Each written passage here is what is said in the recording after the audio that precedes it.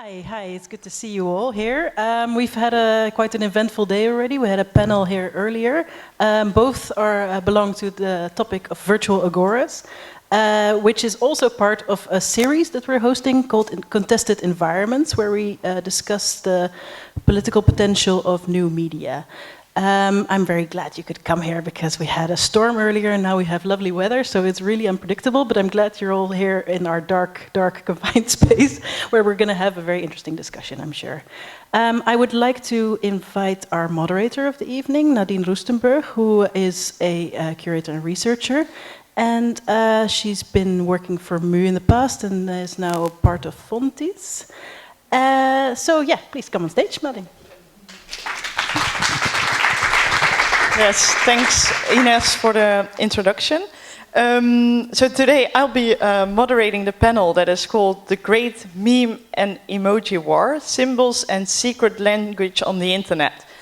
And obviously, so we're going to talk about the role of these symbols on the Internet and the secret codes that are hidden in the appropriated elements of pop culture, such as memes and emoji.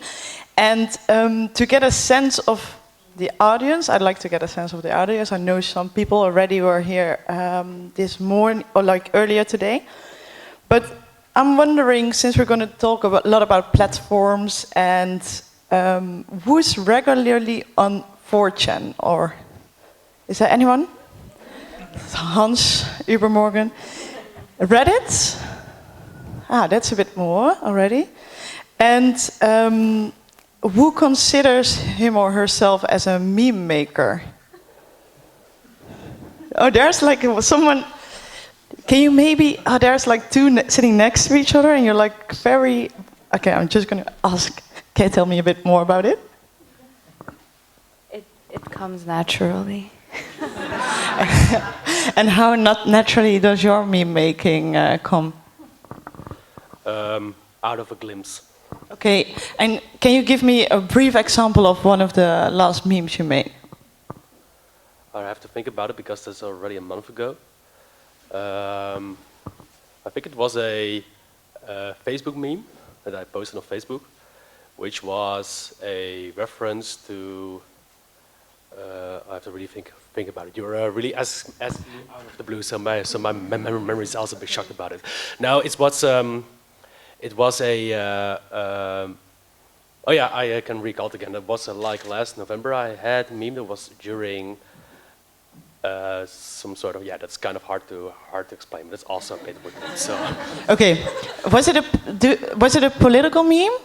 It was not a political meme, but I made some political memes. So yeah. Do you consider your memes political? Maybe sometimes, but not directly. Okay, that's the hidden meaning is there. So, okay, just today we're going to delve into the polarizing influence of online subcultures that are using these codes, and we will explore how democratic forces might use the similar tactics to mobilize against repression and dictatorships. And the first. So we will have a panelist with three speakers that will give you a brief presentation of about 15 minutes. And then I think it's best if we can keep the questions to the end. So please write them down wherever you want. And we will start with Lilian Stolk, then we will talk with, then we have Aymeric Mansoux and Hans Bernhard. So Lilian, can I invite you to the stage? Lilian is the one and only emoji expert in the Netherlands, maybe in the world. I actually don't know how many emoji experts there are. But she researches how our language has become more and more visual. And she wrote a book that is called The Book Without Words, I would say. It's in Dutch for now. Yeah, it's difficult to translate. It's called het zonder woordenboek, but woordenboek means dictionary. Oh yeah, so yeah. But I say book without words. And she's also an artist, but she also organizes the a platform for visual culture. And today she will talk about the double or multiple meaning of emoji.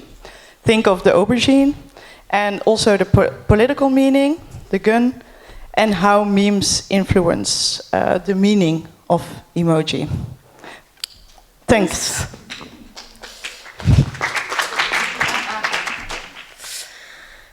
All right, great to be here. From the moment I started researching emoji, I immediately found out that there's a whole world hidden behind these symbols. They're often seen as lighthearted or funny, but despite that, 92% of the people use emoji. That's a lot. And I think one of the big attractions is that they can have several meanings. We are used to words that mostly only mean one thing, sometimes two, but emoji can have many more meanings. You can give a certain symbol a new meaning yourself or among a group of friends, and this can become dominant when it's spread over via the internet. I think we all know that this is more than just an eggplant in the emoji world. But to better understand where these emoji synonyms come from, you should know how emoji is organized. Emoji is managed by the Unicode Consortium. The Unicode digitalizes our language. So they also coded the alphabet. They give every character of the alphabet a certain code, which is activated when you press a key on your keyboard. And if you want to add a new character to the alphabet, it should first be coded by the Unicode before we can type with it. Yeah, most of the languages Unicode code, they already exist in real life, but with emoji it's different. Yeah. Actually, because of Steve Jobs, we have emoji on our phones. Steve Jobs created the iPhone in 2008, and he wanted to introduce this phone in Japan. But Japan had, until that time, its very own mobile phone market. They didn't have the Nokias and the Blackberries we were using. They had their own devices. And they already used emoji for 10 years around that time because it's originated there and it developed in 1999. And it was a very essential part of mobile communication in Japan. So to make the iPhone successful there, emoji should be added. And Jobs convinced the Unicode to add these typical Japanese symbols to this universal standard. Yeah, in the very beginning, the food section of the emoji keyboard was filled with sushi and rice dishes. But now we also have cheese, there is a taco or avocado and many other Western food. Yeah, because people from all over the world started using emoji, they also wanted to have things that were important for them. So Unicode had to come up with a strategy to deal with all these wishes. And they decided to add 70 symbols, new symbols every year. And for my book, I interviewed Mark Davis, the president of the Unicode, and he said that they tried to do that as democratic as possible. So everyone can send them a proposal for a new emoji, but they must meet several criteria. One of the most important criteria is that it should become popular. The organization says when you want to add a new food item, it should be as popular as a hamburger. Besides that, it should not be too specific, or it should not be. It may not be formed with emoji that already existed. So there's no need for a Halloween emoji because we have a pumpkin and a ghost.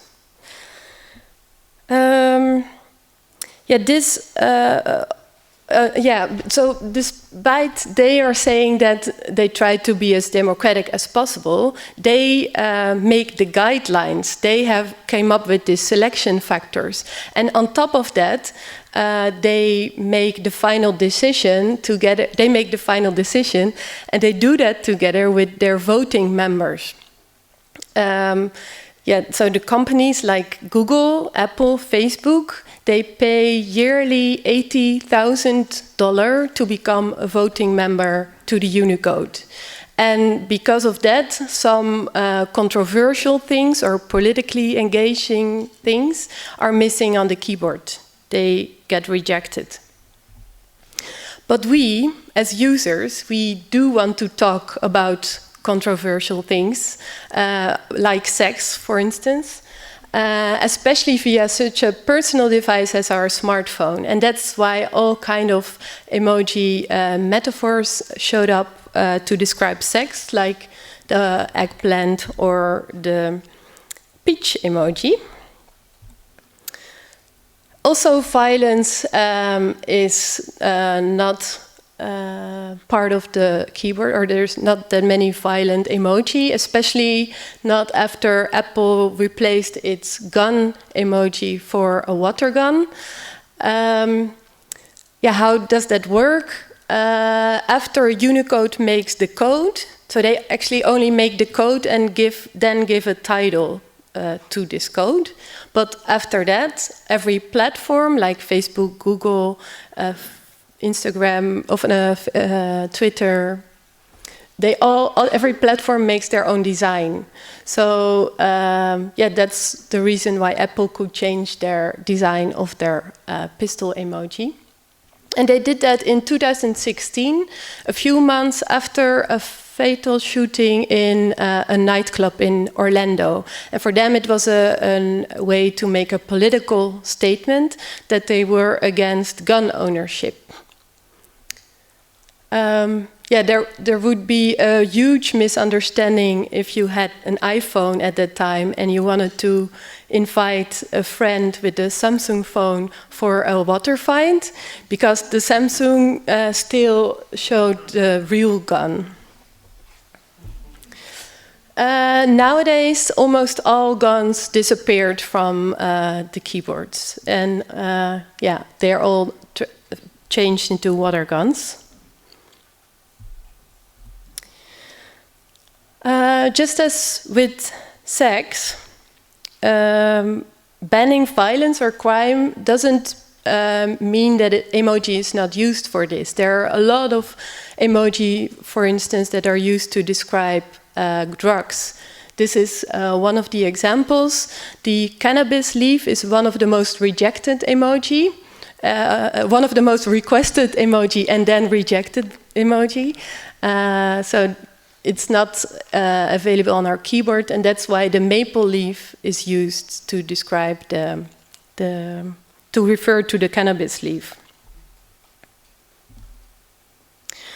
The Unicode not only assures that certain subjects are missing in the keyboard, the procedure also takes an enormous amount of time. It usually costs over a year, almost 2 years sometimes, to get a proposal installed.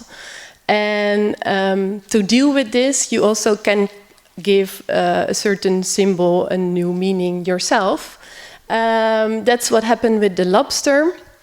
A group of transgenders, they requested, last year they did that, they requested a transgender flag. It's still part of the Unicode process, but in the meantime they started using the lobster since it has both male and female characteristics. Besides that, emoji synonyms are, they bypass the undemocratic and the cumbersome system of the Unicode consortium. It's also a way to fight against censorship in a broader sense. It's a form of freedom of speech, especially in countries where the government is monitoring the communication, like in China. We had the Me Too movement last year, or over a year ago, where with the hashtag MeToo, stories about sexual harassment were spread to a very large audience, also in China, but there the messages got blocked immediately. And to fight against that, the Chinese feminists started adding these emoji symbols to their messages. since the pronunciation of rice bunny in China sounds very similar to me too.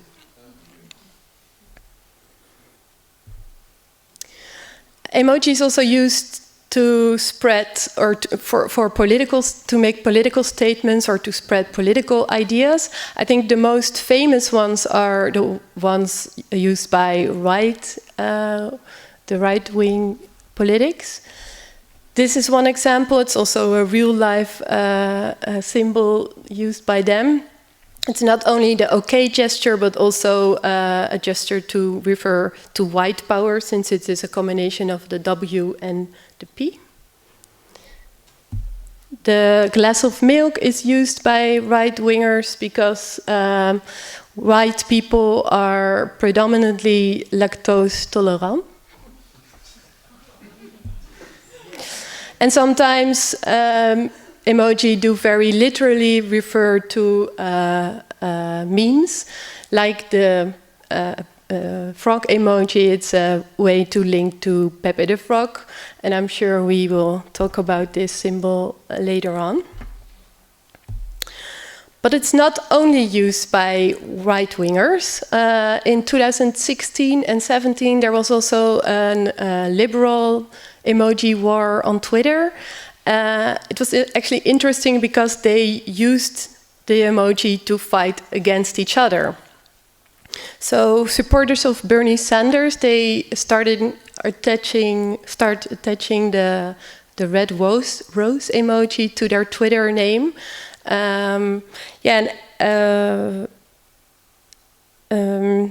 It's also, of course, because it's for years the socialistic parties worldwide claimed the red rose as their symbol, and now they do that as well with the emoji version of it.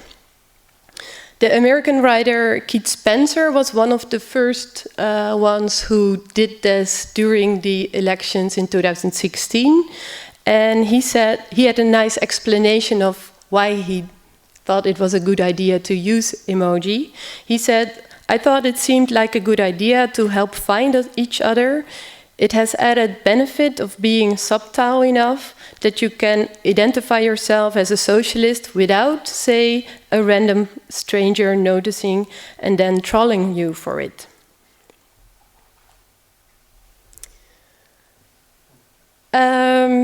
Since the Hillary Clinton supporters were not that happy with Bernie Sanders because they think he played a large part in the defeat of her during the elections in 2016, they started calling the red rose emoji Bernie is Jesus emoji. So, yeah. So they started calling this red rose Bernie is Jesus emoji, and therefore they reacted with this welted rose, and it was a way to say that they were not on board with the Bernie Sanders vision. And when the members of the Bernie Sanders group were protesting at the Democratic National Committee in Washington in July 2017, they got blocked entering the building, and the security of the Democratic National Committee gave them water and donuts. And this was perceived as an empty gesture and an insult by the Sanders supporters, and therefore the Hillary Clinton supporters were using the donut to show that they were proud Democrats. Yeah, there are many more emoji with multiple meanings, and not always are they a way to be a way of freedom of speech or to fight against the censorship of the Unicode. Sometimes it's also just for fun. Emoji is the first worldwide language. We all have the same keyboard installed on our phones. And if you come up with a second meaning to a certain symbol, it also can be a way of bonding with other people on the internet. Thank you. Thank you, Lilian. I have one short question for you. This goes wrong, like this meaning, because there's so many meaning. Do you have another funny anecdote on an incident that it's like the meaning was completely This missed? misunderstanding. Yeah. Nah. Actually, you just told me Oh, one yeah, but that's not misunderstanding. It's about an aubergine case. Yeah, you would say that at this time everybody would understand the second. Yeah, there are still people that are not really aware of the meaning of an aubergine. And then I sent someone an aubergine and the person said, "What's this with the aubergine?" And then a colleague was like, it's not about aubergine. So yeah, okay, but maybe I don't have any ideas now. Yeah, okay. Well, maybe you can, if you think of something, I will save them for the discussion. Yeah. Then I'd like to ask Aymeric Mansoux to switch on the presentation. And Aymeric is an artist, musician, and a media researcher. And he has done, he's worked on a lot of projects with, I guess, lots of people on free and open software. And since 2016, if I'm right, he leads the experimental publishing master specialization at Piet Zwart Institute. And today he will talk about platforms, shaping memes, shaping platforms. And he will discuss together with us how meme wars are becoming platform or network wars. Aymeric.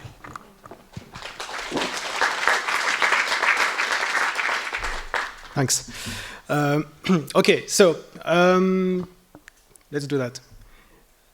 When I got invited here, I was a little bit surprised and stressed and anxious because. Because I thought, okay, what can I say about memes? It's like 2019, and it seems like the subject has been exhausted. It has been like studied a lot by scholars, by artists, by critics, and it feels like the space is already quite somehow well understood and quite dense in a way. Of course, there is still room for deciphering new trends. This is for sure, but. In general, I was thinking, okay, especially since the rise of the alt-right and because of electoral politics, the questions of memes online and online culture linked to memes production has been increasingly scrutinized in a kind of broader societal sense. And one of these examples is, for instance, I think it was a few weeks ago, this was in the online version of the Libération newspaper, which connect to what Lilian was saying just before in her presentation about Emoji.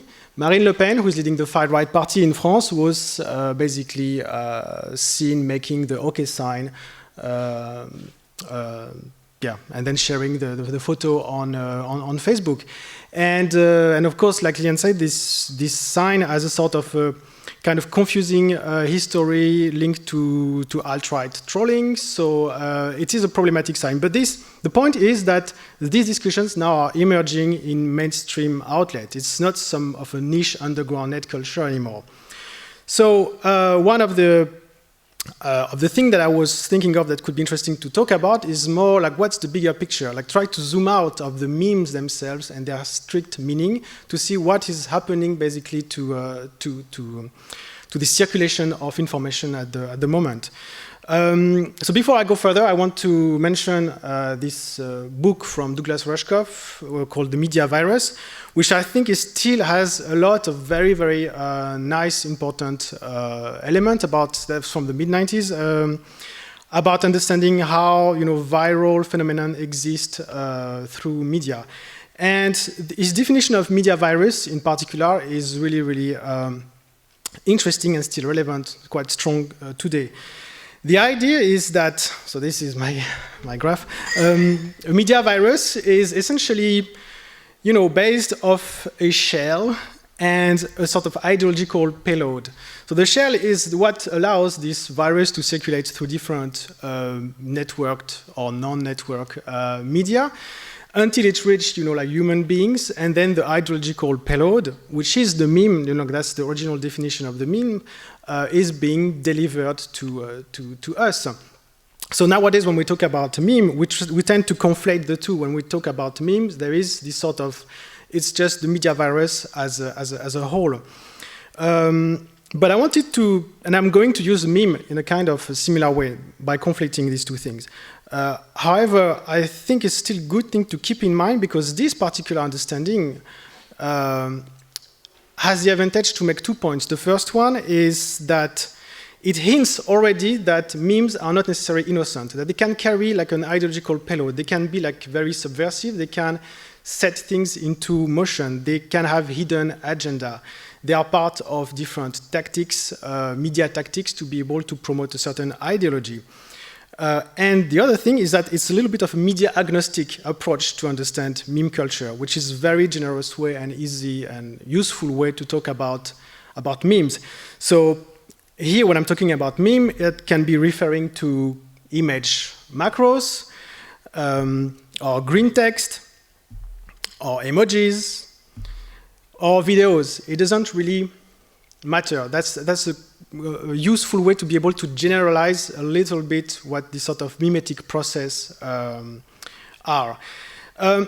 So one of the things I was thinking of was to say, okay, then what it is what is really different. Because if we look back at, let's say, this idea of manipulating the listener or the reader or the viewer expectation through mimetic processes, this is kind of old thing. So for instance, this is from the 18th century in Paris. It was quite common to use folk songs and then to change the lyrics and then to use, in fact, the popularity of a specific song as a vector to transmit political messages that could not be printed. And so there was a whole network of audio-based, let's say, cultural diffusion that was happening in the 18th century in Paris to be able to carry political messages within networks, but also as a way to basically engage externals and then to try to rely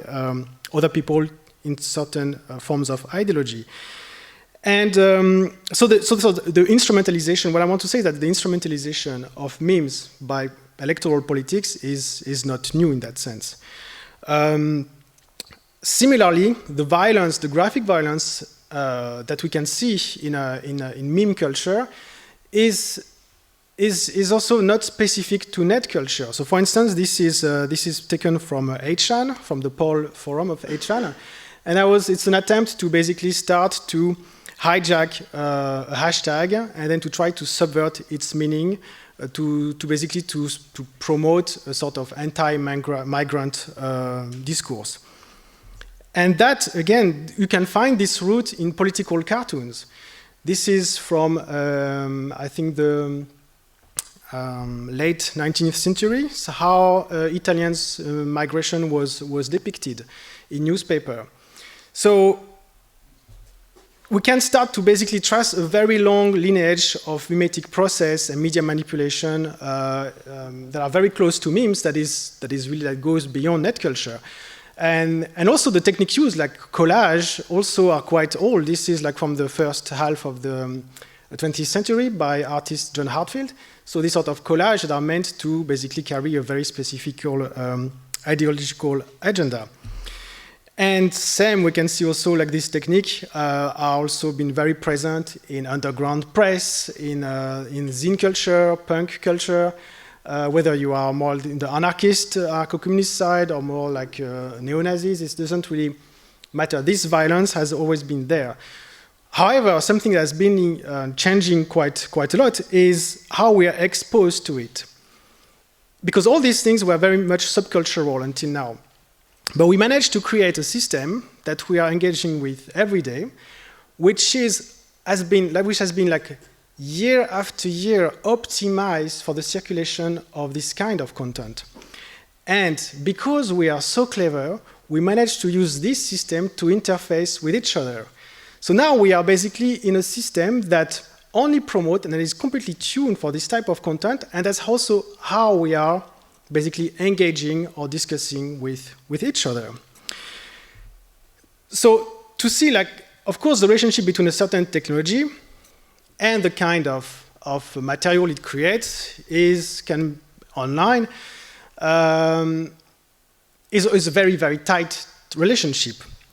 So when you had, you know, like back in the good old golden days of email list and newsgroup, memes or proto-memes, proto-internet memes would be chain letters or this kind of creative spam or file attachment that people would be sharing with each other.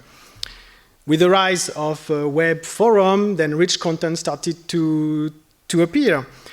And with platforms like video got introduced online. So every time there has been a sort of, let's say, a simplification of content to try to create this sort of user retention as part of this process of sharing and diffusion of information. And this is really completely shaping culture in a radical way. I mean, this is influencing art production, this is influencing even academia, where people are really asked now to publish paper, but also a small video that is a little bit funny and a little bit cute to propagate their article. So we are basically, everything has to become a meme because it has to survive this mess. So if you want to have attention, you need to basically craft your content so that it has a sort of very strong mimetic, payload. One thing, however, that wasn't necessarily seen is that, like we saw a little bit before, these memes together forms a language because this platform creates accumulation of knowledge, it creates sedimentation of information. And because of this, we have communities. So communities are existing within these platforms using a sort of language that is existing through mimetic processes. And that's where things become interesting because these communities did not create their platform or did not choose a specific platform. They exist most of the time in these kind of things who have a very, very specific understanding of what kind of contents they want to have, which leads often to friction. So for instance, this is Raddle, which is a clone of Reddit that was done once a radical left subreddit was basically banned out of Reddit. And then they decided to create their own clone of Reddit where they can discuss their things. But you also have this one, which is Vote, which is the same, but for far-right discourse. And in both cases, they developed their software on their own. So they really, really have this point. It's a bit different from, let's say, 8chan, where you had different ideologies who can partly coexist, like Paul for alt-right and Lefty Paul for more radical left. Now you have more and more of this effort where you have an alignment between let's say the communities, the ideology, the language, the mimetic language that they develop, and also the tools. And these are completely aligned. But next to that, there has been quite also more and more criticism and, let's say, social media fatigue going on in the past years, because everyone is aware that, you know, these problems have been amplified by the echo chambers created by these systems, and everyone is getting isolated, and everyone is suffering from, let's say, the sort of the bias from human moderation, but also algorithmic moderation that these platforms are putting in place as a way to control the scale and the volume of information that they have, but also the general hypocrisy of the people who are running these platforms. So there has been a lot of sort of not reinventing the wheel, but rediscovering other ways to create networks. And in particular, the question of decentralization and federation has become quite popular once again. And this was feasible last year, where there has been, or 2 years ago, a little bit of a momentum for the Fediverse, which is an umbrella term for Federated Universe, which is a collection of web publishing servers who are basically more or less agreeing on a common protocol to aggregate each other's content. And Mastodon was quite popular because it has advanced moderation tool that made it very attractive for LGBT communities, for instance, that were really, really fed up with the harassment they would get on social media, mainstream social media platforms. So these things started to take off. And they are quite complex because they really suddenly create a whole ecosystem of different instances, which are basically the name given to servers where people or communities can run their own social network. And moderation can be quite fine-grained. You can decide to block a user, you can decide to block an instance. So you can have very complex ways of, let's say, developing a political discourse through the sort of the network topologies that are put in place. But of course, it's also interesting for others that suddenly sees this independence as a form of, let's say, not question their right or their believed right to free speech. So these networks are now also starting to get, let's say, populated by let's say, alt-right, members or supporters. And notably, Gab, that maybe some of you know, which was a quite infamous Twitter, social media, Facebook alternative that has been banned from many, let's say, app stores for their application. That is a niche for far-right user, is now starting to think about also moving into this sort of federated network because it also gives them some form of resilience. So to conclude this short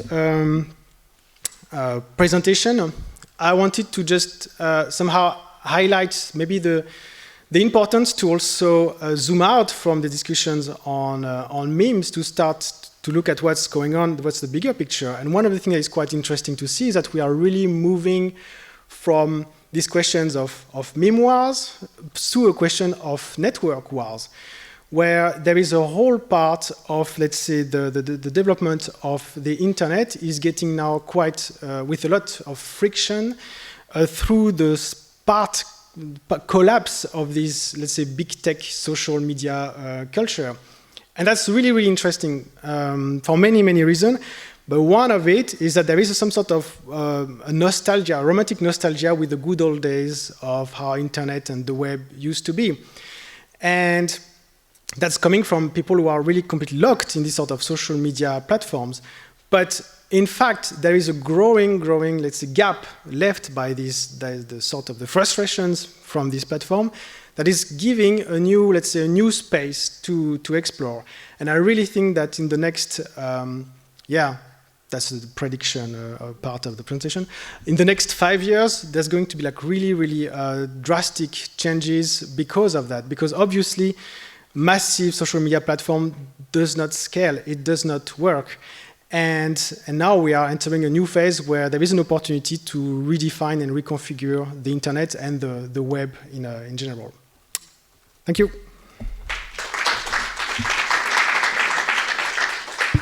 So one question, Aymeric, do you think that, like, for instance, in 5 years' time, Facebook would be gone?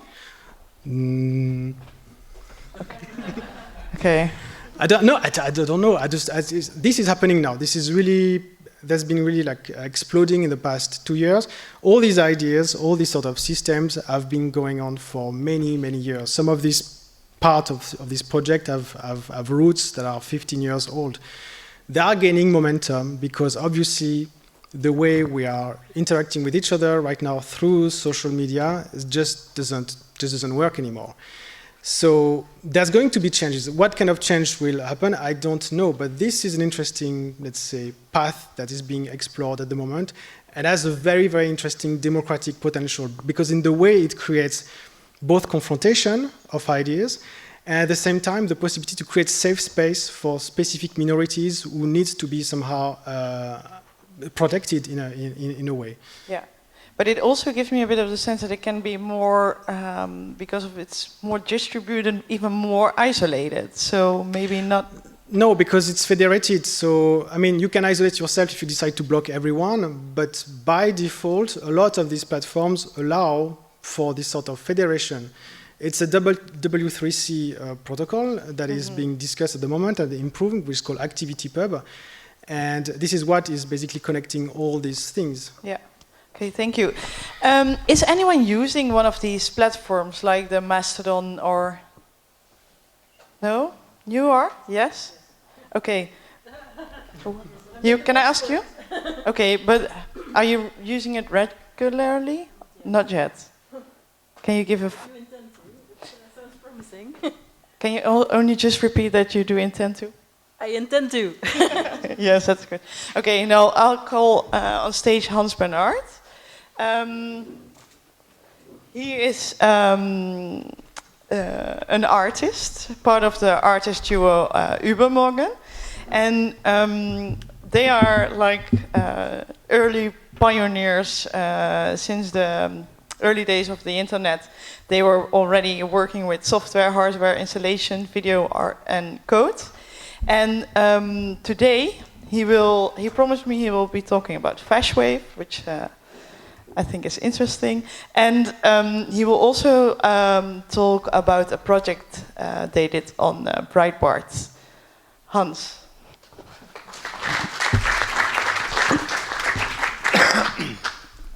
Hello. Yeah, one of my favorite drinks. I'm happy that I put out the okay part of my short talk because it would have been redundant. One of my favorite drinks and symbols is milk. It's supercharged and it's rich in symbolic meaning and function. You have been drinking the fascist, white supremacist, white neo-Nazi milk. After taking a swig of milk from his carton, one bare-chested man approached the camera, sneered, and growled into the lens, an ice-cold glass of pure racism. For the new right, dairy milk can symbolize strength of body and society. Drinking it reinforces notions of white superiority and idealized visions of masculinity. Soy milk represents weakness, emasculation, and all things politically correct. To be a successful Antifa soldier, you have to become a soy boy. There's a long history of association between dairy milk and white supremacy. Official US government documents from the 1920s suggest a link between white people, milk drinking, and a superior intellect. By declaring milk perfect, white Northern Europeans announced their own perfection. From a pamphlet from the US National Dairy Council, also from 1920, it explained, the people, meaning the white people, who have used liberal amounts of milk and its products are progressive in science and every activity of the human intellect. Those using much milk are the strongest, physically and mentally, and the most enduring of the people of the world. So now what do you say to that? So, now moving over to a musical phenomenon that some of you know and some don't. It's called Fashwave.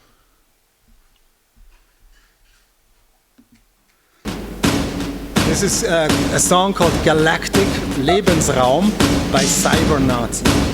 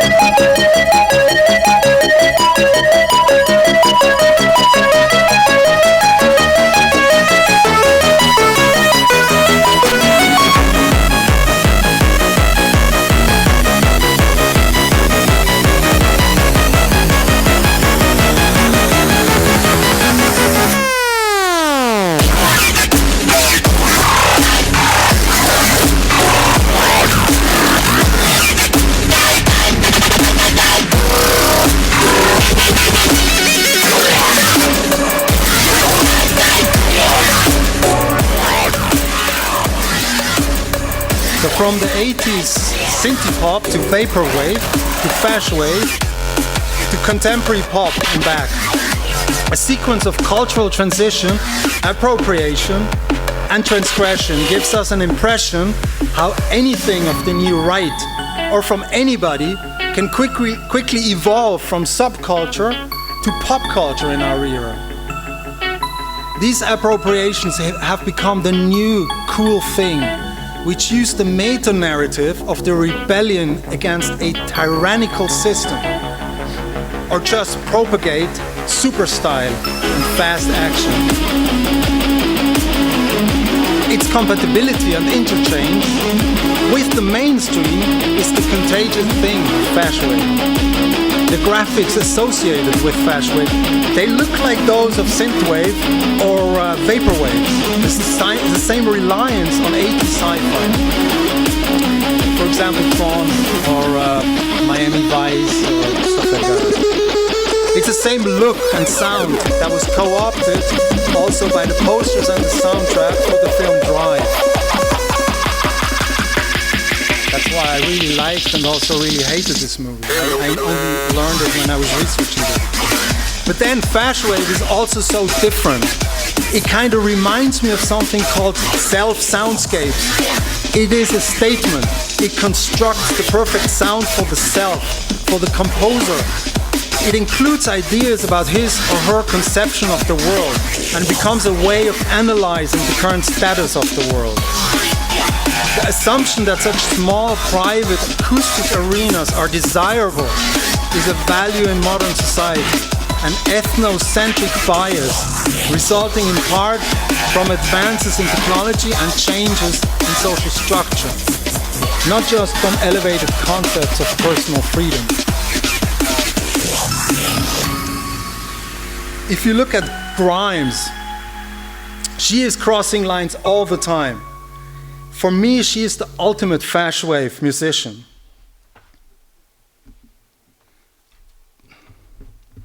She uses hyperkitsch, transhumanism, neo-fascist, neo-reactionary language, sex and body images, post-internet aesthetics, Russian landscapes, Japanese pink style, Ukrainian folk costumes, futurism, binary primitivism, and an endless amount of changing references and hooks from all areas to push open the doors of perception.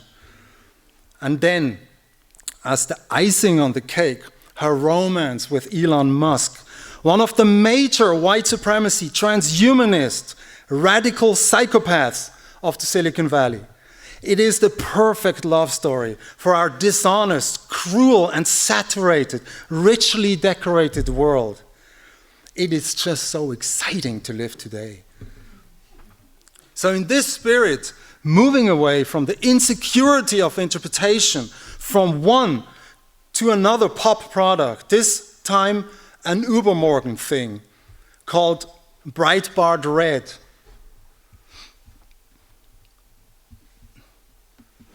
Let me see.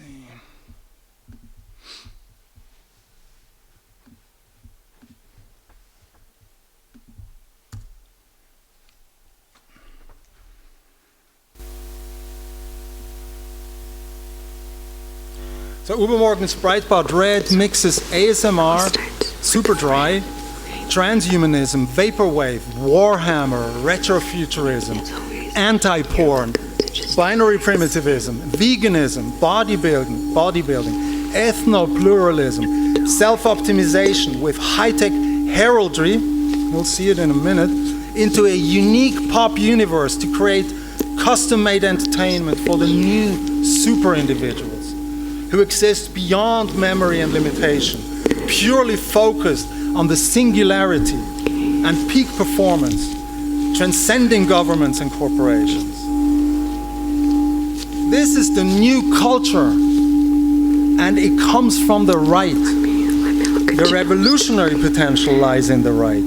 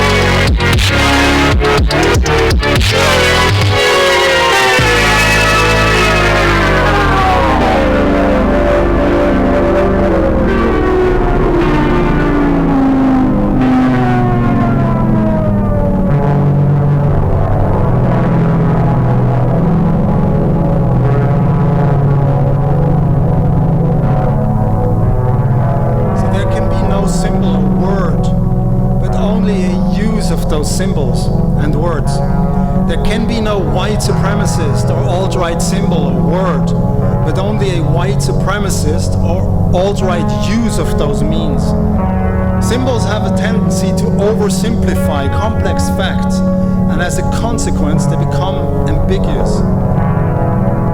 It is not an accident that letterist and situationist methodologies, such as détournement, are being used in a contemporary fashion with truly incredible speed and an incredible number of networked actors and extra layers of complexity and sophistication. Simply imagine teenagers able to accept, affirm, and process data 10 times to 100 times faster than grown-ups currently do, within symbolic reference systems that can change on an hourly basis.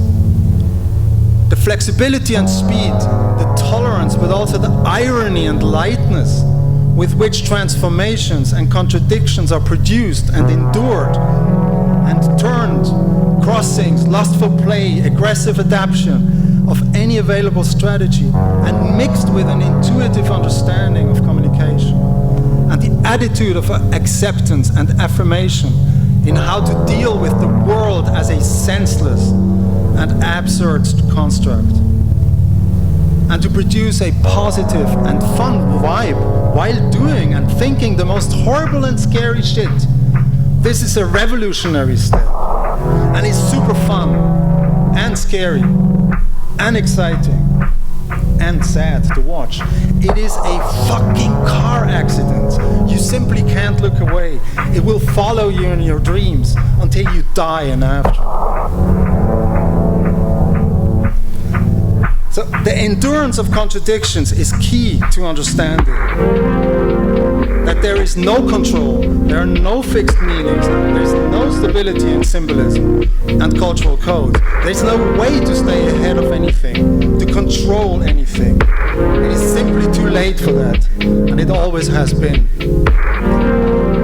We can retreat, we can pull out, we can think of a safe space like New Zealand and prepare for doomsdays to come.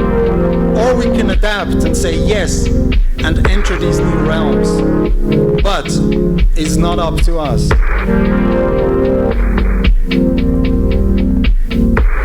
Thanks.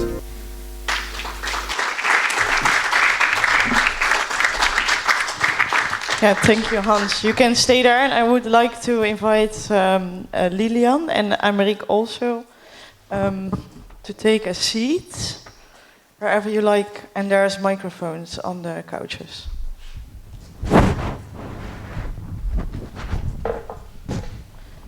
You want water? Yeah. Okay. I'll just take some time after this to just pour the water in after your intense presentation. Thank you. You also want water?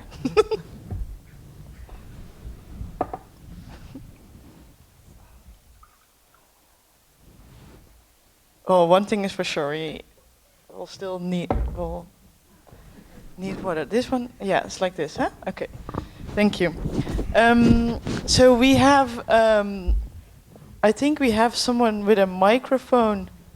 Yeah? Okay, great. So if you have a question for one of the panelists, just raise your hand, and someone will come to you with a microphone, and they will hold the microphone for you, just to make sure that we're not going to have questions that take like 6 minutes. Is there a question already? Does anyone, because I think, well, let's start with your presentation, because I already asked Lilian and Aymeric also a question right after their talks. Can you, because before we were also talking about this, can you tell me a bit more about your concept of binary primitivism? How did you come up with that? And actually, yeah, I found it in. So the whole the Breitbart Red space is framed under the name binary primitivism, which came up a couple of years ago, 2 or 3 years ago. I found it in a lecture that I wrote for an event in Berlin. And I thought it was an interesting word because, so I Googled it, and there actually was no it never happened to me before that I Google something and there is nothing, zero entries. So I thought that's really good. I did something, maybe for the first time in my life, I created something actually, because otherwise I let people create and I just put it together. So I was like, okay, maybe an accident. But I thought I have to do something with that, but I didn't know what. So I just started to use some heraldic objects. I wanted to think about tribalism online and stuff like that, but nothing really came up. But I always talk about stuff, so people start to invite me. So I had to give lectures, for example, at Transmediale, I think, as well. But I didn't know what to talk about because there was nothing. So that was the beginning, and then I started to really look more into Silicon Valley. Mm-hmm. This white supremacy of Silicon Valley. Peter Thiel as a proponent of that, and we started to do a long-term research project about the alt-right and white supremacy and. So now it's difficult to talk about it actually because it's so rich in content. Yeah. So that's why we did this pop project. Yeah, so that's also how this form was, I think, a logical step after this, because it's so eclectic a form, so much content, that it feels like a logical. It's like so overwhelming. That was probably the feeling you got when you were doing the research. Yeah. Okay, so yes, there's so much to say. I feel a bit overwhelmed by all of your presentations, and I'm also when I'm into this topic. For me, what I find very problematic is how can we? There's so much meaning. There's such a content collapse of all in this information. How do we need to handle this? Like what do we need to do with all this? With all this loose meaning of images of emoji. What do you think that we need? How do we make meaning of this when everything is so? When there's so much and it's constantly appropriated. Yeah, I'm looking at you. Maybe you have. No, we don't. I mean, this is cultural diffusion. These are known, let's say, principle, but they are on crack now. They're just out of control. So it is indeed like recontextualized in all the time.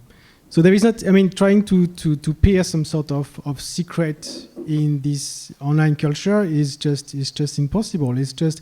It's moved to a point where it's just only purely reactive, and it's increasingly reactive. It's increasingly fast, but in the process there are some let's say voices or some communities that want to try to not slow down, but at least try to also step out of these sort of forms of knowledge production.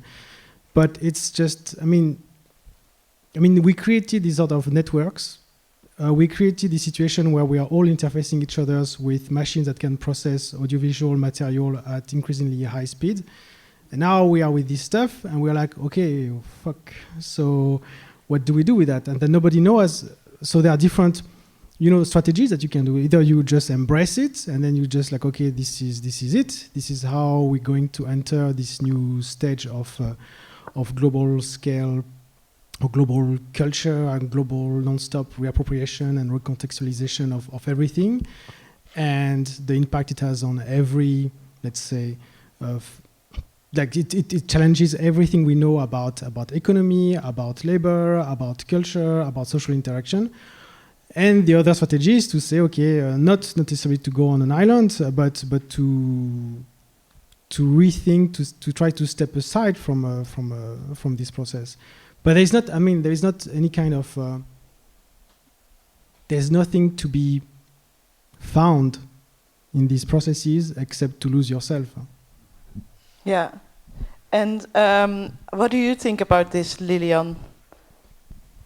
I think, is it not always that there are so many symbols everywhere, but now we have these platforms where everyone, like Facebook, everyone, not everyone has a Facebook profile, but we are we're in a globalizing world, and that's why we get to know more symbols as well. Yeah. You understand what I mean? So mostly it was more a subculture that knew about the certain meaning or certain symbol, but now because of the internet, this meaning is spread in a wider sense. Yeah, so what you want to say is that it's actually always been the case, but now that it's such a global connected world, that it goes, that the meaning spreads like the media virus very quickly on the internet and through different cultures, which is also why meaning can be, there's this risk at being miscommunication between the cultures. Yeah, or sometimes also maybe you don't get the meaning of a symbol because you're not in this subculture. Yeah, and Hans, because earlier we were talking about this, you were also saying that you were teaching, sometimes it's really hard to share your opinion or say something, anything at all. Can you maybe talk a bit more about this, because I think that's related to it. I mean, I watched my daughter, as a reaction quickly, I watched my daughter use social media and communication with her friends, and that's why I mentioned it 10 times or 100 times faster. It's incredible. It's incredible how the speed she operates in, and like this 4-dimensional space where she navigates, but on this 2D screen. I just sometimes sit next to her for half an hour and just watch her. And then she comes like, look at that, and she takes it away. I'm like, I didn't even see it. And it's so quick, and she doesn't understand. But she knows. I mean, she shows me for 3 hours. She will show me videos, and she knows all the references. She can tell me hundreds of references and symbolisms and things that are connected, and some kind of beefs that these two have together, and they're referencing to that, and this one is super complex system. And I agree, and it was before, it was probably more separated, and now you have access. But I think also we are getting more intelligent. We're getting quicker there, and that leads me to the next step. I wanted to say, I think we have to say bye to the form of individualism that we believe that we are. We are not. We see it within these networks. These are organisms. These are new organisms. They're living organisms, and they process things and they do things, machines and humans and animals and other entities and algorithms that we don't have to understand. We don't. And about the censorship, basically, when you teach or when you talk about certain issues, sex or politics in a school. I just don't know how to relate it to this topic. Maybe yes, because it's everything is supercharged. Yeah, you cannot talk about certain sexual things without gender topics underneath, other topics on the side that are being played into, which are I'm not denying that they're not part of it. But maybe I just want to talk about a certain aspect. But then suddenly I get censored, basically, that I cannot talk about this because I have to do that and that and that and that before, and I have to, and that just it just doesn't work. I mean, I can't think like that anymore. No, then I stop talking. And that's also a bit like, I think that is this. The result is that you become so exhausted. If you have to think this, overanalyze and overthink everything before you can even say something, then you're already tired before you're actually saying something. Yeah, you just don't say it anymore. No, it's actual. Is it's a reason then that that we are so used to use symbols? Like it is a way to not be so literal, maybe. Do you understand? Like that symbols are actually a way of, like, the simplification is a way of censoring the true heart meaning, so to say. to take the rough edge of the meaning. Yeah. Sure, I mean, that's the best, a really good example is this OK sign, Yeah. which was then retroactively on 4chan. They made a campaign to make it seem as if they were just now doing the campaign that this symbol is a right-wing symbol, but it was used before. So they're basically trying to, it's like a Secret Service technique. It's like a double obfuscation diversion technique, and then you can go into as many layers as you want to. Yeah, you can also say, yeah, but it's just the OK gesture. It's nothing. Yeah, it's fine. Yeah, exactly. Does someone have a question? Yeah, there's one question of Ines, who actually I think curated this series of events. Oh, hi. Hi. I'm just wondering, what is your responsibility as an artist when you're redistributing alt-right imagery? If you accept any responsibility, this is not a criticism necessarily, but I am curious. I see it as a détournement, I understand. You're re-imbuing it with meaning, but at what point is it just uncritically redistributing? It's an experiment. This is the most important thing I can say. I consider artists as similar to scientists, as completely irresponsible in their job description. You're allowed to think and say what you want. So now, but this doesn't help when you go out and you start to do stuff like that, because I'm very honest and straight about that. We are looking for right-wing audiences. We're not producing this for you guys here, or I don't know how you think. I mean, an important thing to say is that during the research, and especially right now, I'm very clear for me that we're not talking about like left and right and that individuals are right-wing. There are certain proponents, but I think there are tangents that go through society that are in even everybody of us that have these like racist, sexist components. But that's not the point. What we were saying with how do you deal with the distribution of this. Right now I'm not. We're doing it, we're experimenting, but what we are doing is we're really looking for, now we're building a shop, because as entertainment, we say merchandise is entertainment. There are so many codes, there's so much style around that is so interesting. Yeah, that's why I mentioned Grimes. She has a horrible style, but it's super interesting to analyze. And also to think about, what does it mean? Yeah? I don't know what she thinks. I have no idea, but I decode what I see, and I make an interpretation. We're going to do advertisement for the shop, which is going to finance, and this is also entertainment. And I'm working we're working on new fascism in Latin America. It's about psychoanalysis and masculinity. It's murky territory. You're going to get into places where you don't want to be, but we have done that for 20 years as artists. We have put ourselves into positions through the experimental way we work. Sometimes you don't want to be there. Sometimes you have opinions suddenly that you don't want to have, because there is cognitive dissonance with what you kind of your ideology is. Sure, but are you never worried about encouraging a type of movement? This is not my responsibility. No, all right. No. Okay, can maybe Aymeric, because you're also an artist, how do you think about this?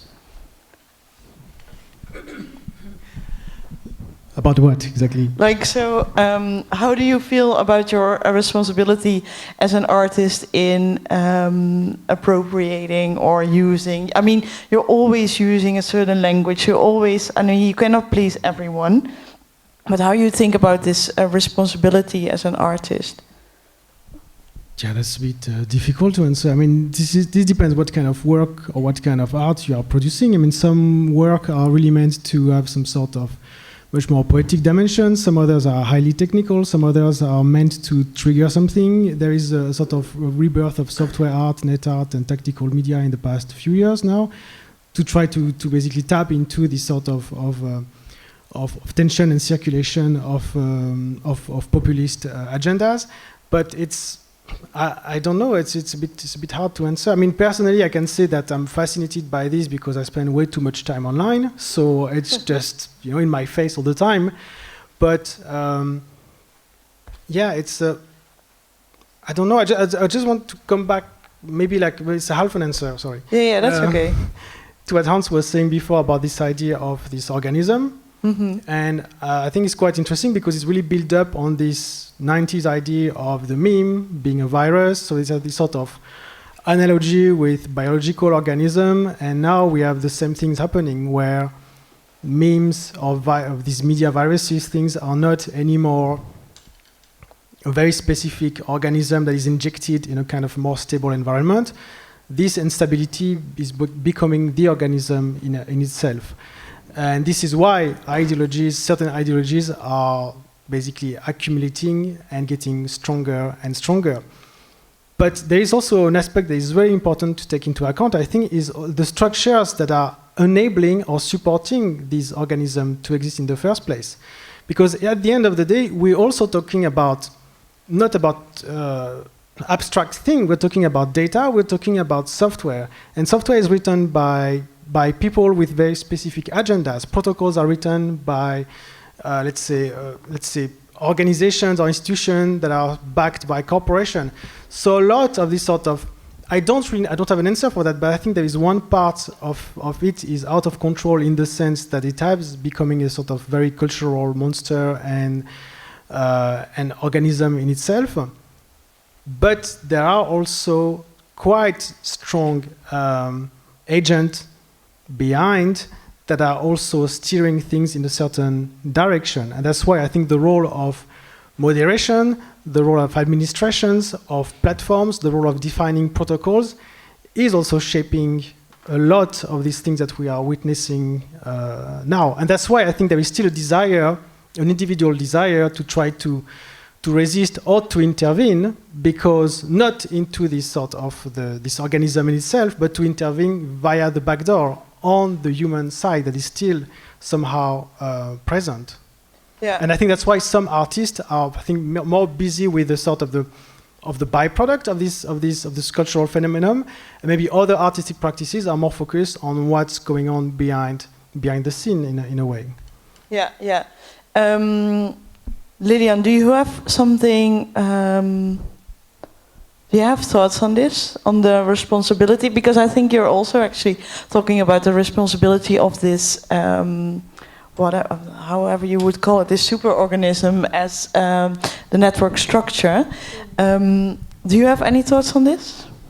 Yeah, I think it's important that to be aware that these big, like all the new ways of communication, for example, there are big companies behind it. So, for instance, with Emoji, like these big companies like Facebook, Google, they are deciding with which characters we are communicating, with which image characters.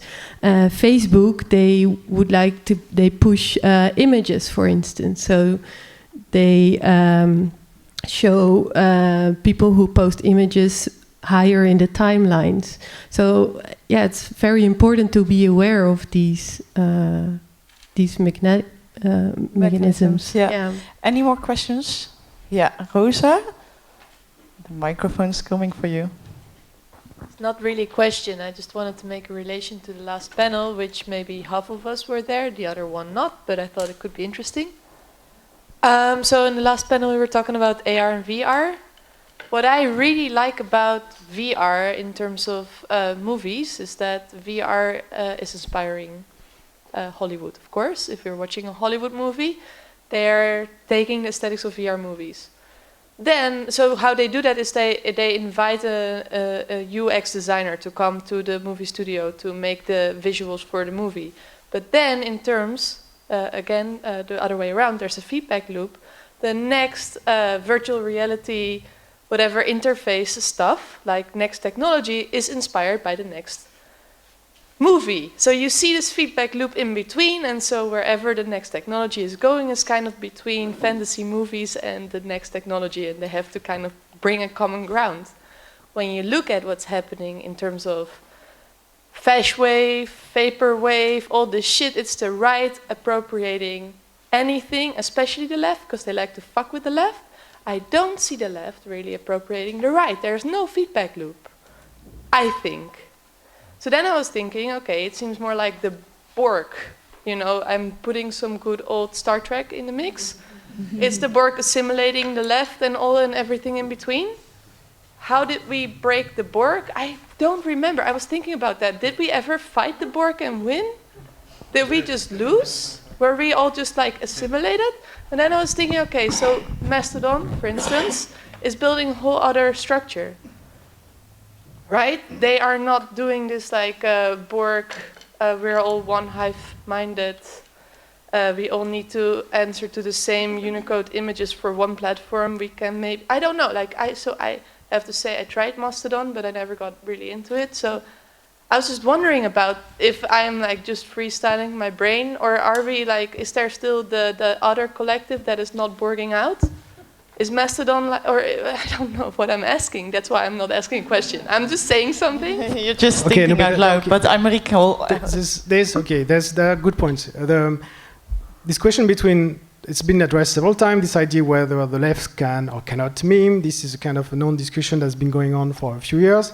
And it's not that the left cannot meme or cannot respond with an equivalent populist left, let's say, motion. It's simply because the left tends to fragment itself into microscopic element of discourse and doesn't have the energy to just crash everything just like right-wing populism. So you do have leftist meme culture that is really strong and really developed, but it's almost like academic. You know, you could spend like one PhD on some memes, and then they are way too intelligent, they are way too subtle, they are way too self-indulging.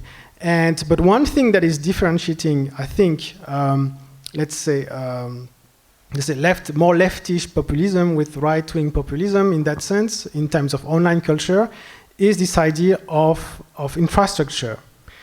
And this is where there is a difference between the two. And I don't know if there will be, in the end, one being dominant to the other. I think people from the alt-right are much more in this sort of, let's say, old school idea of we're going to invade a certain space with our ideas. It doesn't really matter what the space is, it doesn't really matter what kind of structure it is, we're just going to flood it with all sort of crap. And some crap is high quality crap, I have to say. Some other is really low quality, but and they win like this. Whereas, let's say, on the other side of the spectrum, more like, let's say, anti-alt-right communities tends to create infrastructure for themselves and for their community. So they think about making something, whether it's a safe space or whether it's a new way to envision future narratives or future network, they are trying to build infrastructure. So you really have two antagonizing forces, one that tries to build things and the other one that tries to flood it with ideology. And that's why it's very hard to see like if one is superior to the other, because they operate on radically different ways of integration. And Mastodon, in a particular case, if you arrive in Mastodon as a sort of a user migrating, of course this is going to be quite disappointing because it's very strange. The main point of entrance of Mastodon is the main mastodon.social instance, which is a generalist instance, and that basically it's a crappy Twitter. That's what it is. Mm-hmm. However, if you go to the Fediverse through a group of a community that you already belong to, then it becomes quite exciting. And there is a lot of younger artists active in hackerspaces that are setting up their instances, and it's quite a thriving community. But you need somehow to be already part of this logic of building communities and belonging to a certain communities to be able to see this aspect of this sort of infrastructure discourse. But that's why I think there is really like a sort of a disconnection between the tactics that can be found in these two different positions. Thank you. Yeah. Are you satisfied? with the answer. Basically, we need a subreddit for entering Mastodon to become part of the... Wait, can you talk through the mic? Yeah, well, the mic, I looked for it, but it went away. Oh, yeah. So we basically need like a subreddit for entering the Mastodon, somehow. Okay, sorry, I was just joking. Don't take me serious. This is really right-wing humor. Do you want to say something about this one? I think it's I compressed. It took you like 50 minutes to get to the point that it took me 2 years to find out. I think How do you know it took me 50 minutes? I don't know. I just guessed. I think exactly. You're exactly right. And I think it's about lustful being. Yeah? And I think it's about, and it took me a long time to figure that out for me. Tell me if you think I'm wrong. I would be really interested in knowing other ideas about it. I think it's about being able to endure contradictions. I think the left is incapable of doing that. And I see it with my students, for example, and other people I know politically. It's not possible because, and you know, the right is just beating on the political correctness, and they're right, yeah. But they just don't care, and they use everything. Greenpeace strategies, like the identitarians use Greenpeace strategies. They use anything that comes, and a lot of it was actually coming from the left. Was activism or what is it called? Like how do you call it? Like tactical media stuff or everything. All that shit is just took it, and they do it really, really good. So what would your... That's why, and I'm really serious about it, that's why I do believe that the new culture comes from the right. It can only, because there's nothing going on. And the revolutionary potential also lies in the right. And that fucking scares me on a private level, but on an artistic level, I switch sides in a way. I experiment now in the right wing. So you're still ahead because earlier I'm we were not saying that. No, I'm not. No, I want to say one more thing because I don't agree with it. I just don't believe that it's right against the left anymore. Because if you look at the left, then sorry, I will not use any profanity. Fuck that shit. There is no more real left. It's all center, middle, right. What is still there? It is just no longer left, is beyond that. Like what is left in a political party is nothing. If we're talking about real thinking in real political strategic thinking, it exists. It's just way beyond what left can co-opt or use or whatever. Like, I mean, the right just co-opts, so it's like a one-dimensional movement, and then the left is there building other stuff, or no, the activists, the new tactical whatever, I don't know how you would call it, they exist, they're just no longer in the political game, they're just building, as Aymeric says. So it's no longer one political party against the other, it's the people that build another, or at least that's how I see it. I don't know, Aymeric is just looking at the ground and I just tried to translate what No, but no, sorry, no, I didn't mean to, no, you're overinterpreting. No, but it's right, there is two, I mean, the right and the left is a shortcut. I don't also, to make it clear, it's not that simple anymore for sure, but it's still a handy shortcut to talk about certain movement. But like I said, it's really two strengths. One is there to troll and to destroy and to bring chaos and then for fun and for profit. That's what happened on one side. And on the other side, people are trying to resist it by constructing things. So what is happening right now is that it's just like standing on the beach and then seeing two groups of people, or seeing just a group of people trying to make a sandcastle and then keep on trying to build up over and over again, fighting about what's the best strategy to resist the wave, forking, so suddenly instead of having one castle, you have thousands of castles, they're all shitty instead of making one good one, and then you have the waves that arrive and that just destroy it. And then it just repeats over and over again. And that's really like the two forces that are right now online. This is how online space is being used, this sort of building ethos to protect and communities, or because you're already part of communities, and the other one is just there to troll for fun and profit. Okay, thank you. And Is there anyone who wants to comment to this? There, the meme, sort of meme maker.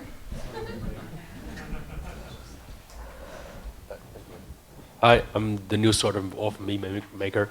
Nee, I was also just in this way thinking the reason that we have this conversation really symbolizes also kind of the answer of why the left is not that same way of, how I say that, individualizing itself via the memes, because already in the way that we're talking from, hey, there is no real left anymore, there's center right, there's this right. I mean, for instance, if you look on 4chan, or you kind of see from that actually everything the alt-right does not consider as their own opinion, consider they as left. I mean, Hillary Clinton is left, liberals are left, alt-right is left, the Antifa's left, communist left. Well, we said it already earlier in some sort of presentations. We have like Hillary Clinton liberals fighting against other left wing I set of followers by the donut example. I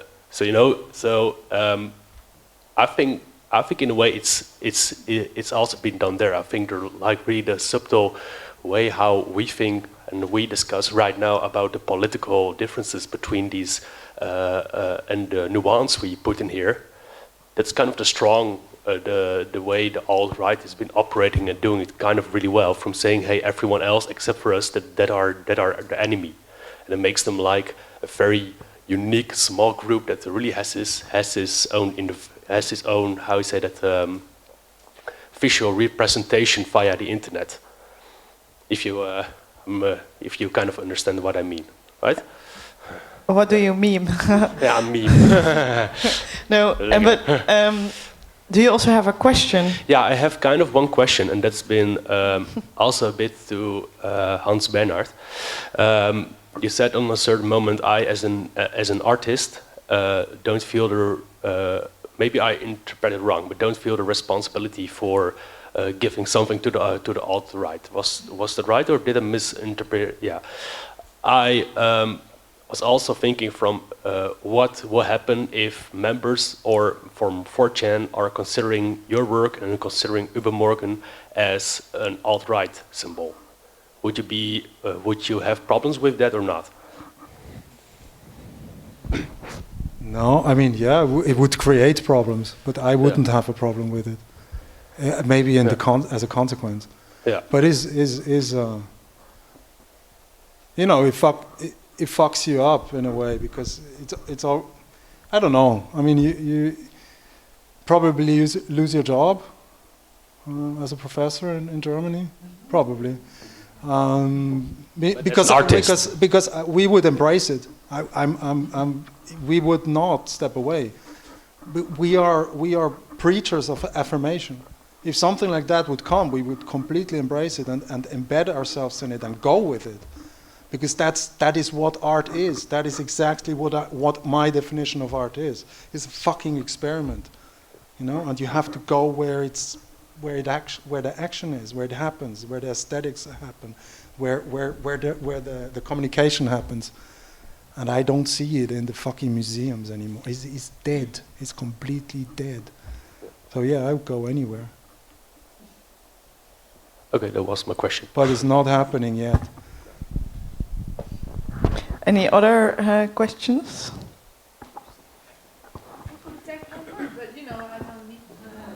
Well, let's first have Arjan, then we get back to you, Rosa. My question is not related, and if Rosa has a related question, maybe you ask it first. Do you have a related question, Rosa, to this? I was curious about this teaching stuff. Yeah. Okay, shall we go first? You wrote it down, and you have a pencil in your hand, so you'll remember. So recently, we've had in the Netherlands this problem where the politics says we can no longer teach, because I'm also a teacher, right? Aymeric is teacher. I don't know if you are actually Lilian, are you teaching. also a teacher? And yeah, Aymeric is leading the apartment at Pietsvoort. So we have now, especially from more like populist political streams, people telling us like, you cannot push your political agenda on your students, right? And if I look at what we're talking actually about languages being co-opted by right wing that we need to teach our students about. I just see like almost people kind of building like a fort to not teach the languages of populism, of right wing co-opted imagery. Like I mean, I don't know how you feel if you take it even serious that people are putting this almost in front, like it becomes part of the discourse. Can teachers talk about this without, there's again no question. It's just like an observation. And I'm just pushing it not to Hans, because Hans has answers for everything, so I'm pushing it to the right side of the couch. For me, it's the left. Yeah. No, but you know what I mean? Like, yeah. But teaching is hard now. But with explaining, it's not that you bring your political agenda, right? You can just show them this and this and this. Yeah, but there's from my experience, you have to be very careful in what you put on your reading list and make sure that it's very balanced, which is which is always very hard because you cannot know everything in the world as a teacher, and you cannot please everyone. I mean, how do you experience this in your work at? I don't. I mean, it's a joke. I mean, it's absurd. So I just whatever. Okay, then I'm happy with that. Yeah. So you just don't give it any attention. No, I mean, this is electoral politics circus. It's just. Okay. Let's go to Arjen then for the next question.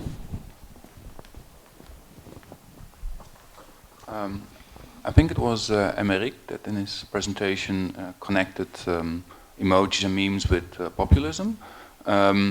If not, I'm very interested for all of you on the couches to connect maybe those two, or to think of the connection. Because maybe on the one side, emojis and memes are oversimplifying things and therefore good tools in populist rhetorics. And at the same time, I think, well, most memes and emojis and I know that are popular are maybe not, you cannot simply discard them as oversimplifications of reality. So any thoughts on how memes, emojis and populism relate to each other? I think there's a distinction between, let's say, the simplicity of the composition of a work, the means to produce it, and what it's actually carrying. In that sense, pop culture can be quite extremely complex and dense, sometimes in ways that are much more than an academic paper. So I think that there is a link between, let's say, populism and meme production, because it's an easy art form that you can produce, or an easy way to communicate. So it is, by definition, pop. And then that's it. But it doesn't mean that it's simple. So some memes are very, very complex, and they exist as part of an ecosystem that would take maybe like hours and hours to start to grasp if you're not part of the community that produced them. But they can be like as easy and simple in the sense that it can be just a crappy JPEG with a caption on it, or a piece of text. So they are popular because they don't require any kind of, let's say, the threshold of participation is extremely low, but the culture around it is extremely complex and dense. So I think the two are not let's say, a paradox. Lilian, do you want to say something about this from the emoji perspective? Yeah, I think it's quite similar, but yeah, emoji, they're already installed on your phone, so yeah, you don't have to make an artwork from it. But the second meaning that derives from a whole other story, which, yeah, sometimes, like the donut story, for instance, you have to know that this happened to know this meaning. Yeah. Hans, do you also want to reply to Arjan? Yeah, what I see in from what my experience in Austria is that one part of populist tactics is really strongly successful is using ambiguity and using, like, pushing the boundaries all the time, and that's memes and are really good for that, you know, because they're also ambiguous. So you can always say no, it wasn't meant like that, you know, no. Or, so they so in Austria really they do it on a daily basis. They constantly push the boundary just a little bit, tiny little bit.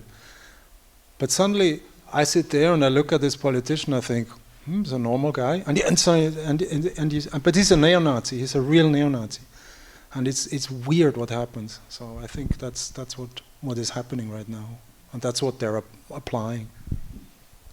Is that an answer to your question? Does anyone else have a question? Because I think we're almost done. Any question left? Yeah, Ines, I saw that you were wanting, like... One last one. Yeah, Is cool. teaching media literacy possibly well, no, I don't mean a solution, but is this what is absolutely necessary to make people engage with what is, emoji or memes more appropriately? I think everyone all of them, has an opinion on this. Yeah. I think it makes no sense with grown-ups. They're beyond redemption. Yeah, I think it makes no sense with children. I think what you have to do is you have to, very early on when the children are very small, you have to, the problem is you need media literacy. You need to understand the systems in order to give a framework to your children. And do the children need to teach us then? In a way they do, yeah, they do. But they're lost if they don't have any kind of guidelines. So either it could be like ethical guidelines that you create, because they're not stupid. They understand. They do understand the memes and the double meanings and the ambiguities, but they do also understand. They can make judgment calls. So I wouldn't know really how to start. I only saw the difference between me and Liz being able to kind of teach our children how to use media or how to look at things or how to think about things, and people who were just scared of the internet or didn't know anything. It's a disaster. It really is. Okay, and then on the right. Yeah, I kind of agree with Hans that the children, they're so used to visual languages. They are used to having several meanings for certain things, and also if I speak about emoji, it's like a slang language that they develop on the school square. Like they can start using emoji for new things themselves, and so they're very aware of. It's difficult to teach them all of it because they create it all the time. Yeah, so I discovered it myself a few weeks ago that I was giving a workshop about emoji to MBO students, and I was explaining them about stickers, and it happened that they all used stickers. They creating their own emoji actually within WhatsApp with these stickers. So yeah, it's difficult to make a education program about it, I think. Yeah, they educate themselves in a way. Yeah. So then if you would teach them on you can maybe give some basics or some... Yeah, and focus on the ethical values or creating them. Aymeric, do you have anything to add? Or I think we're past the point of media literacy. So it's more maybe talking about mappings, talking about navigation, talking about interfaces, talking about the dynamics, the forces that are in place. Because everyone is acquiring this literacy quite easily, especially, like everyone said, young kids. And it's more like we are learning sometimes from them in that sense. But this question of understanding, again, like the groups that are involved, the situations, like who is benefiting from what, in terms of what kind of collective forces are in place, what kind of things are completely emerging, and what kind of things are actually being nudged or manipulated. So to try to map this sort of territory is, I think, a much more useful skills rather than just the literacy that is almost a given now. Okay, thank you. Is there any one of you thinks like, okay, I have to say something before we go to the bar? Yeah? Okay. Yeah, let's go to the bar. I think we still have plenty. Well, it has been a lot of food for thought today on, and I don't think that, well, I'm very curious to see where everything is going. And thank you to all the panelists for being here. Thank you all for listening and participating in the discussion. And thanks for organizing this IMPAKT. Let's go to the bar. Thank you.